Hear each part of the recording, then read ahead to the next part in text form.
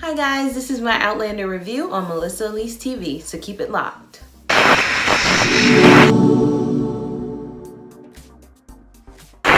What's up? I'm Melissa Elise and you're watching Melissa Elise TV. Welcome to my review for Outlander Season 3, Episode 13, Eye of the Storm.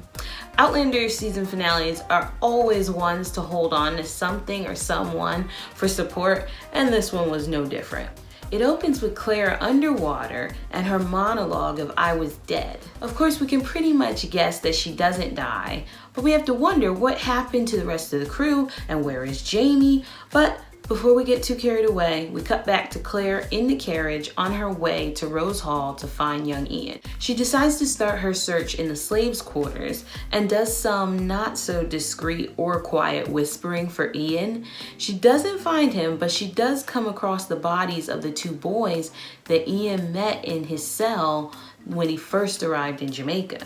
Then Claire gets caught by Gaelus's manservant Hercules, who brings her to Gaelus. And had they gotten there a few minutes earlier, they would have found Gaelus interrogating Ian again, trying to get him to confess some incriminating evidence about his auntie, but they don't.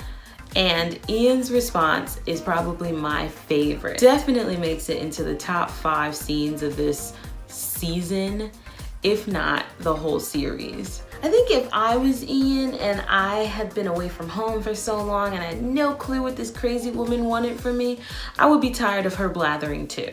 As Ian has nothing to tell Gaelus, she has him taken away just in time for Claire to show up and tell her the story of how Jamie got arrested. And at this point, they are both lying to one another. I'm not sure that Claire ever fully trusted Gaelus, and with good reason. But now Gaelus is convinced that Claire is out to get her and stop her from fulfilling her destiny of returning Scotland to its former glory. And Claire's just like, I have no idea what you're talking about. Gaelus, of course, doesn't believe her until she starts telling her everything about leaving after Culloden and having Bree. This information saves Claire's life at the moment, but it puts Bree in danger since Gaelus connects her prophecy of the 200-year-old baby that must be killed before a Scot can sit on the throne to Bree, since she is in fact a baby that was conceived 200 years in the past. She takes one of the pictures of Bree that Claire showed her and then basically just leaves Claire alone in her house. Meanwhile, we catch up with Fergus and Marsali, who have returned to the inn looking for Jamie and Claire and Mr. Willoughby, but only find a note Claire left explaining that Jamie had been arrested by Captain Leonard. Fergus tries to leave Marsali at the inn, but she's like, no, I'm your wife and I go where you go. It was pretty sweet. I actually really liked that moment. You know, she does continue to grow on me. So then we see Jamie with Leonard on the docks, but some soldiers show up and say that they're taking Jamie into their custody under the authority of Lord John Grey. I'll have to rewatch the entire season, but I think this is my second favorite scene. John lays it down for Leonard in the most perfect way possible. He doesn't just throw his weight around for a friend, he actually puts this kid in his place by pointing out his missteps of not having a warrant, not having an affidavit, and being outside of his jurisdiction. Jamie just sits back and watches all of this and is a little bit in awe of John. I mean, he really goes to bat for his friend. They have a cute exchange of debts paid and owed over the years and then say their goodbyes. That goodbye felt final, but I really need more John Grey ASAP. When Jamie catches up with Claire at Rose Hall, we find out that Fergus is the one that told John that Jamie had been arrested. So way to go, Fergus. Jamie and Claire take off after young Ian and come up onto a ritual in the woods. That they parallel to the one Claire witnessed in season 1 at Craignadoon, but this time they get caught watching. However, Mr. Willoughby makes an appearance and vouches for them. He is there with Margaret Campbell, who the people heard about her gift and invited them. Willoughby explains that he and Margaret are in love and are going to start a life together. And Jamie and Claire are really happy for them, but the main issue is still trying to save Ian. They go to ask Margaret if she knows where Mistress Abernathy is. But Margaret, who seems happy for a minute, goes into this vision of Jamie at Culloden when he sees the rabbit, and then Claire back in Boston when she hears the bird at her window.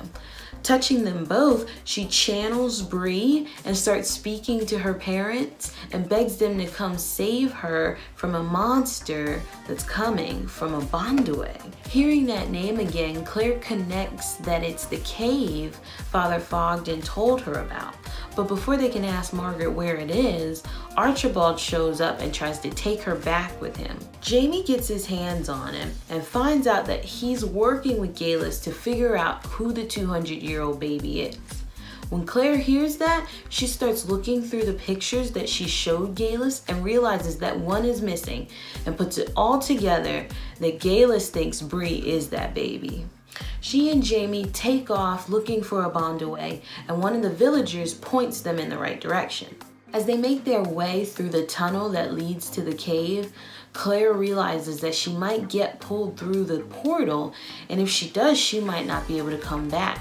But Jamie makes her promise to go through if anything happens to him to protect Bree. When they get to the cave, Galus is preparing her little offering to go through the portal, which includes burning Ian. She tells Claire that she owes her the life of her daughter since she gave up her baby to save Claire, but Jamie and Claire are not gonna let that happen. Jamie fights off Hercules as Claire pushes Galus down. Galus gets back up and tries to make a jump into the pool portal, but Claire grabs a machete and almost cuts her head clean off. Jamie frees Ian and they all make it out of the cave. In her shock, Claire recalls the skeleton that Joe showed her in his office and realizes that it's Galus's body, but more shockingly, that she's the one that killed her. Before they close this chapter of the story, Jamie holds Claire and Ian in his arms, and it could have all just ended right there, but I'm actually glad it didn't. So Jamie and Claire are back on the boat, heading home, and all seems good for a while as he tells her all the things he's been thinking about doing to her once he gets her on dry land and no one else is around. And it looks like neither of them could wait. Nor could the weather, because they end up in a hurricane. While Jamie is on deck trying to keep the ship afloat, all the people he wants to keep alive are below deck, including Claire, but not for long because she goes out to tend to the wounded. Things take a turn for the worse when the mast breaks, and as everyone goes to take cover, of course, Jamie and Claire are the last ones on deck as a huge wave comes and just knocks Jamie over, but takes Claire underwater. So we're back at the opening with Claire's monologue, and we see her floating to the bottom, caught in the mast. But Jamie dives in and cuts her free and brings them up to the surface. The episode comes to a close with Jamie washed up on a beach, woken up by a little girl with Claire's body not too far away. He crawls over to her thinking she's dead, but then she coughs and reassures him that she will never leave him again. They're introduced to Joseph Oliver and his wife Patsy and their little girl, who inform them that the boat washed up 5 miles down the beach. As they sit there embracing each other and looking into each other's eyes, they finally think to ask where they are, and we find out that they have arrived in Georgia. Wow, what a roller coaster this episode and this season has been. I like the season finale. It had a lot of really great scenes, and it leads perfectly into season 4. I also really like all the nods to season 1, like the ritual dance, as well as when Jamie's about to shave. I thought she might have done it for him like she did for Frank, but she tells him not to shave. And I like the differences that they always put in there between her relationship with Jamie versus hers with Frank. Well, that's it for this season.